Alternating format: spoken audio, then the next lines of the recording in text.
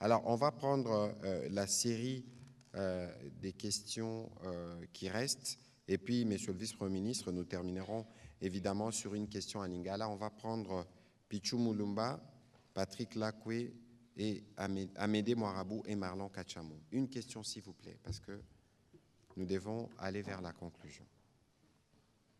Merci, Monsieur le ministre, pour la parole. J'ai deux petites questions au vice-premier ministre.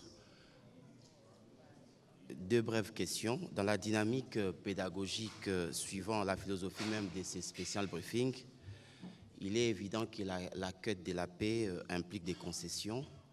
Rassurez-vous l'opinion que malgré les enjeux et les défis, toutes les lignes rouges tracées par Kinshasa ont été scrupuleusement respectées dans les cadres de cette déclaration des principes signée à Doha, notamment qu'aucune perte en termes de souveraineté et d'intégrité territoriale n'a été consacrée.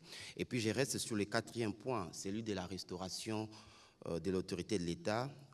Au-delà du redéploiement de l'administration dans les zones actuellement sous occupation, quelle est la compréhension la plus précise et la plus réaliste de la notion de la restauration de l'autorité de l'État? Merci. Vous pouvez y aller, Monsieur le Vice-Premier ministre. Si tout le monde est bref. Oui, donc, oui.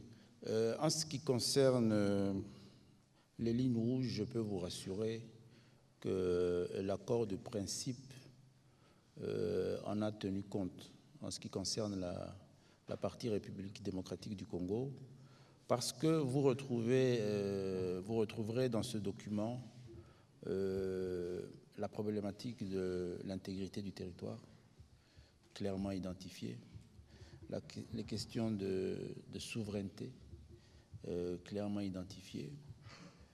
La Constitution fait partie, la Constitution de la République démocratique du Congo fait partie des textes de base qui vont être utilisés pour la rédaction de l'accord de paix.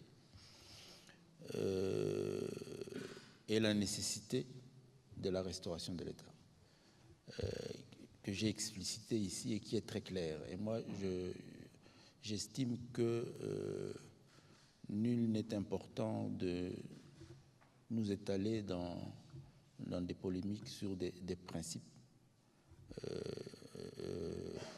étatiques républicains suffisamment clairs comme celui de la restauration de l'autorité de l'État. Nous avons ici à plusieurs reprises dénoncé la mise en place d'une administration parallèle qui prête à confusion et qui consacre la déstabilisation de tout notre système de gestion publique et administrative. Et cela va être réparé par la restauration de l'autorité de l'État et l'accord de paix qui va bientôt être rédigé. Et ici, je dois souligner aussi que je n'ai pas eu l'occasion de le dire, à partir de la reprise des discussions, nous nous sommes convenus un maximum de 10 jours. On a dit de 7 à 10 jours de discussion pour arriver à la signature de l'accord de paix. C'est ce qui est convenu. Donc,